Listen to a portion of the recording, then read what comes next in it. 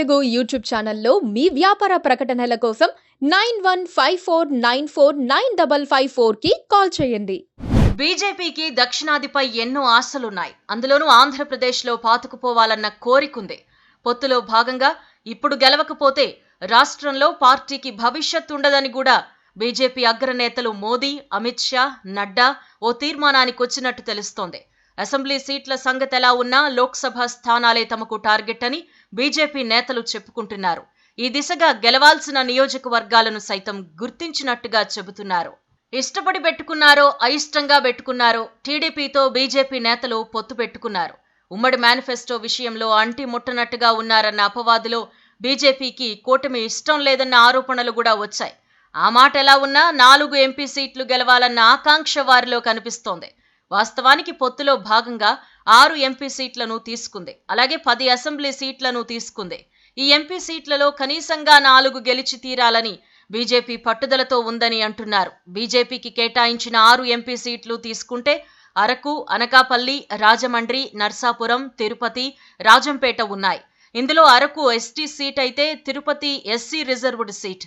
ఈ 6 BJP target పెట్టుకున్నది రాజంపేట, నర్సాపురం, రాజమండ్రి, అనకాపల్లి. ఈ 4 బిగ్ షాట్స్ నే బీజేపీ బరిలోకి దించింది. టీడీపీ, జనసేనను కలుపుకుపోతూ ఆ 4 చోట్ల గెలిచేందుకు ఏర్పాట్లు చేసుకోవాలని స్థానిక నేతలకు బీజేపీ అగ్రనాయకత్వం ఆదేశాలిచ్చింది. 4 నియోజకవర్గాల్లోనూ బీజేపీ అభ్యర్థులు మామూలుగా లేరు. నలుగురు హేమాహేమీలే అని ఒప్పుకోక తప్పదు. అయినా సరే ఏదో తెలియని భయం, ఏదో తెలియని అనుమానం వారిని వెంటాడుతోంది.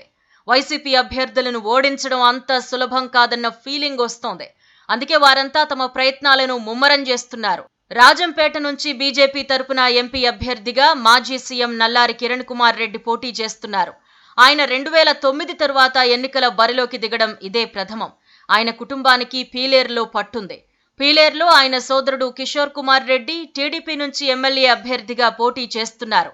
ప్రధాని మోదీ స్వయంగా దృష్టి పెట్టారు అంటే బీజేపీకి రాజంపేట ఎంత ముఖ్యమో అర్థం చేసుకోవచ్చు. ఎన్నికల్లో లబ్ధి కోసం కిరణ్ కుమార్ రెడ్డి తన బద్ధ శత్రువైన మాజీ సీఎం చంద్రబాబుతో కూడా చేతులు కలపాల్సి వచ్చింది.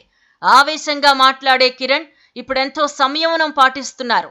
రాజమండ్రి నుంచి ఎన్టీఆర్ తనయ దగ్గుబాటి పురంధేశ్వరి బరిలో ఉన్నారు. ఇప్పటికే ఆమె 2 సార్లు ఓడిపోయి ఉన్నందున ఈసారి పోటీని ప్రతిష్టాత్మకంగా తీసుకున్నారు. బీజేపీ రాష్ట్ర శాఖ అధ్యక్షురాలైన ఆమెకు అధిష్టానం నుంచి పూర్తి మద్దతు లభిస్తోంది. రాజమండ్రి గతంలో ఓసారి బీజేపీ పరం కావడంతో అక్కడ గెలవడం సులభమేనని బీజేపీ వర్గాలు అంటున్నాయి. పైగా మోదీ పర్యటన కారణంగా బీజేపీకి మరింత అడ్వాంటేజ్ అవుతుందని కూడా విశ్వసిస్తున్నారు. నర్సాపురంలో 1999, 2014లో బీజేపీ ఘన విజయం సాధించింది. 2019లో వైసీపీలో గెలిచిన రఘురామకృష్ణరాజు తర్వాత జగన్తో విభేదించి ఎన్నికల ముందు బీజేపీలో చేరబోయి టీడీపీలో ఎమ్మెల్యే అభ్యర్థిగా పోటీ చేస్తున్నారు. అయితే ప్రస్తుతం నర్సాపురం బీజేపీ ఎంపీ అభ్యర్థి శ్రీనివాసవర్మ 25 ఏళ్లుగా బీజేపీలో ఉన్నారు. స్థానికంగా బాగా బలమున్న నాయకుడు. ఆయన విజయానికి ఢోకా లేదని స్థానిక నేతలు చెబుతున్నారు. ఇక 4వది అనకాపల్లి స్థానం.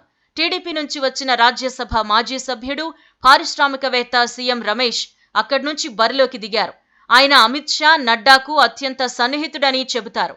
ఎంతైనా ఖర్చు పెట్టగల సీఎం రమేష్ ఇప్పుడు అనకాపల్లిలో విస్తృత ప్రచారం చేస్తున్నారు. ఎట్టి పరిస్థితుల్లో గెలవాలన్న ఉద్దేశంతో తన నియోజకవర్గంలో మోదీ టూర్ కూడా ఏర్పాటు చేశారు. బీజేపీలో మరో మాట కూడా వినిపిస్తోంది. ఏపీలో 4 గెలిచినా అధిష్టానానికి తలనొప్పేనని చెబుతున్నారు. 4 కేంద్ర మంత్రి పదవులు ఆశిస్తున్నారు అని పార్టీలో అంతర్గతంగా వినిపిస్తున్న మాట. పైగా 4 రాజకీయంగా, ఆర్థికంగా, పలుకుబడి పరంగా హేమాహేమీలు కావడంతో అధిష్టానం తిరస్కరించడం కూడా కష్టమే. మరి ఎన్నికల తరువాత ఏమవుతుందో చూడాలి.